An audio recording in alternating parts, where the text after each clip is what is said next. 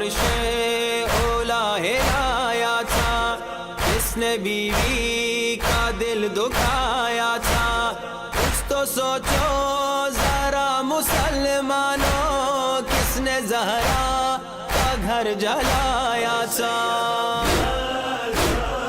بسم اللہ الرحمن الرحیم۔ رسول اللہ صلی اللہ علیہ وآلہ وسلم کی صاحبزادی سیدۃ نساء العالمین فاطمہ زہرا سلام اللہ علیہا کے گھر پر ہجوم کیا گیا، جگر گوشہ رسول کو دھمکایا گیا، فاطمہ زہرا سلام اللہ علیہا کے گھر کو جلانے کی دھمکیاں دی گئیں اور ایسا کیا بھی گیا، اور کہنے والے نے کہا کہ میں اس گھر کو گھر والوں پر جلا کر راکھ کر دوں گا۔ یہ سب اہل سنت کی معتبر کتاب المصنف جو ابن ابی شیبہ کی ہے اس میں صحیح اور متصل سند کے ساتھ موجود ہے۔ ابن ابی شیبہ جن کا سن وفات 235 ہجری ہے اور یہ امام بخاری کے بھی استاد ہیں۔ اس روایت پر ایک نام نہاد علمی کتابی صاحب یہ کہتے ہیں کہ یہ روایت صحیح نہیں ہے، اور بقول ان کے کہ یہ روایت جعلی ہے، اور اس کی دلیل وہ یہ دے رہے ہیں کہ مولانا اسحاق نے ان کو فون کر کے یہ بات بتائی ہے۔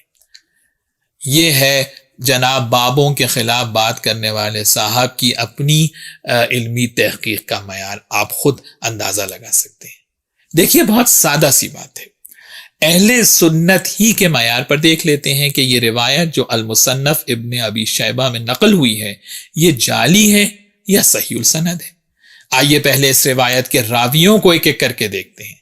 پہلا راوی اس روایت کا محمد ابن بشر، اہل سنت کے نزدیک یہ ثقہ راوی ہے، صحیح بخاری اور صحیح مسلم میں ان سے روایات نقل ہوئی۔ امام نسائی، ابن حجر عسقلانی اور دیگر نے ان کو ثقہ یعنی قابل اعتماد اور معتبر کہا ہے۔ اہل سنت کے نزدیک یہ ثقہ اور معتبر راوی ہے۔ دوسرا راوی اس روایت کا عبید اللہ ابن عمر، ثقہ ہے، بخاری و مسلم میں ان سے روایات نقل ہوئی ہیں۔ تیسرا راوی اس روایت کا زید ابن اسلم، یہ بھی ثقہ ہے، معتبر ہے، سیاہ ستہ میں ان سے روایات و احادیث نقل ہوئی ہیں۔ چوتھا راوی اس روایت کا اسلم ادوی، یعنی زید ابن اسلم اپنے والد اسلم سے روایت کر رہے ہیں۔ اسلم بھی ثقہ ہے، اور اس شخص اسلم نے رسول اللہ صلی اللہ علیہ وآلہ وسلم کا زمانہ مدینے میں پایا ہے۔ اب آپ دیکھیے کہ یہ روایت کے خلیفہ دوم نے فاطمہ زہرا سلام اللہ علیہا کے گھر کو جلانے کی دھمکی دی۔ اس واقعے کے، اس روایت کے چاروں راوی اہل سنت کے نزدیک ثقہ ہیں، معتبر ہیں، اور یہ روایت سند متصل سے روایت ہوئی ہے۔ اور یہاں پر اسلم جس پر اس روایت کی سند منتہی ہو رہی ہے، اس واقعے کا عینی شاہد ہے، نہ کہ صرف وہ اس واقعے کا عینی شاہد ہے بلکہ اس جرم میں شریک بھی ہے۔ آگ لگانے کے لیے جو لکڑیاں جمع کی گئیں ان میں یہ اسلم جو ہے وہ شامل ہے، اور آپ دیکھیے کہ اس جرم میں وہ شریک بھی ہے اور کس ڈھٹائی کے ساتھ وہ اس واقعے کو بیان کر رہا ہے، اور اہل سنت کی کتابوں میں یہ ثقہ راوی ہے۔ لیکن یہاں پر اعتراض یہ کیا جا رہا ہے کہ کیونکہ اسلم اس وقت حضرت عمر کی غلامی میں نہیں آیا تھا، اس لیے بقول ان کے کہ وہ اس روایت کو نہیں مانتے۔ ہمیں معلوم ہے کہ یہ کن کے چبائے ہوئے جملے آپ بولتے ہیں، ہماری ان ریسورسز تک بھی رسائی ہے، آپ تو نام نہیں لیں گے۔ دیکھیے پہلی بات تو یہ ہے کہ اسلم نے وہ زمانہ مدینے میں پایا ہے جس زمانے کا یہ واقعہ ہے، اور دوسری بات یہ کہ حضرت عمر کی غلامی میں آنے یا نہ آنے کا روایت نقل کرنے سے کوئی تعلق نہیں ہے۔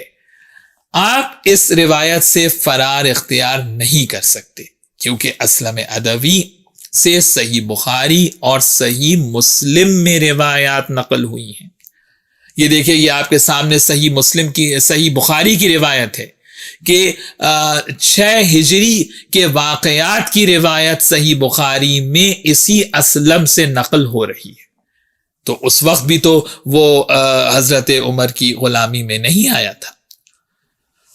اور آپ کا المصنف ابن ابی شیبہ کی اس روایت سے فرار تو ممکن ہی نہیں ہے، کیونکہ جس چین آف نیریٹر سے المصنف کی روایت نقل ہوئی ہے اسی چین آف نیریٹر سے روایات صحیح بخاری اور صحیح مسلم میں بھی موجود ہیں۔ یہ دیکھیے آپ کے سامنے اسکرین پر نظر آ رہی ہیں یہ روایات کہ زید ابن اسلم روایت کرتا ہے اپنے والد اسلم سے۔ یہاں پہ میں اپنے برادران اہل سنت کو متوجہ کروں کہ کسی بھی بات کی صحت کے لیے دو چیزیں ہیں، یا روایت یا درایت۔ روایت کے اعتبار سے میں نے آپ کو بتایا اور اہل سنت ہی کی کتابوں کے تمام حوالے دیے کہ یہ صحیح السند روایت ہے، بلکہ اعلیٰ درجات صحت کے اوپر ہے، اور معتبر ترین کتابوں سے یہ ثابت ہے۔ اور درایت کے اعتبار سے بھی اس واقعے کا انکار ممکن نہیں ہے، جس کا اعتراف علامہ شبلی نعمانی نے اپنی کتاب الفاروق میں کیا ہے۔ اہل سنت کی قداور شخصیت ہیں علامہ شبلی نعمانی، انہوں نے اپنی کتاب میں اس واقعے کو لکھا، دیکھیے آپ اسکرین پہ پوری روایت حوالہ آپ کو نظر آ رہا ہے، اور علامہ شبلی نعمانی لکھتے ہیں تاہم درایت کے اعتبار سے اس واقعے کے انکار کی کوئی وجہ نہیں ہے۔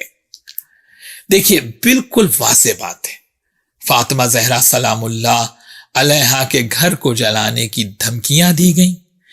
یہ بات روایت اور درایت دونوں سے ثابت ہے، اور دونوں سے اس بات کا انکار ممکن نہیں ہے۔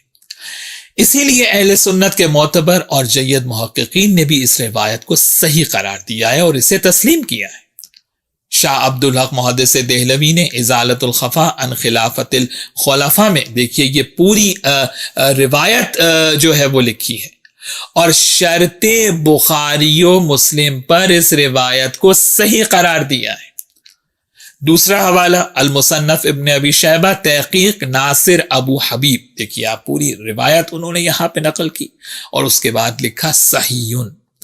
تیسرا حوالہ المذکر فی التذکیر والذکر، انہوں نے شیبانی کی اور پوری سند کے ساتھ اس روایت کو لکھا، اور وہ کیا لکھ رہے ہیں؟ اسنادہ صحیح۔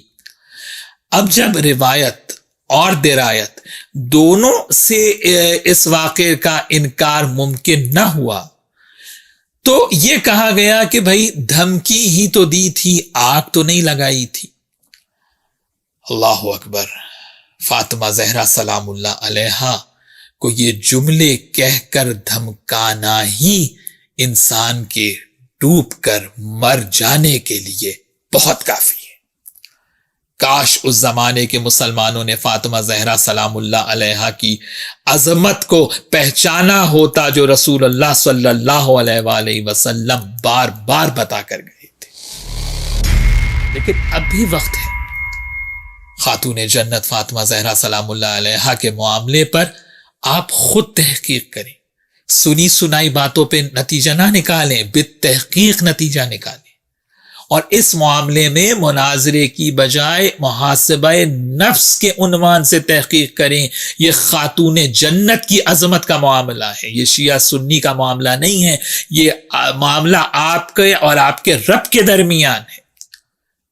ہم تو صرف بطور گائیڈنس کے آپ کو یہ باتیں بتانا چاہتے ہیں کہ ذاتی طور پر دیانتداری کے ساتھ تحقیق کریں تاکہ حق تک پہنچ سکیں۔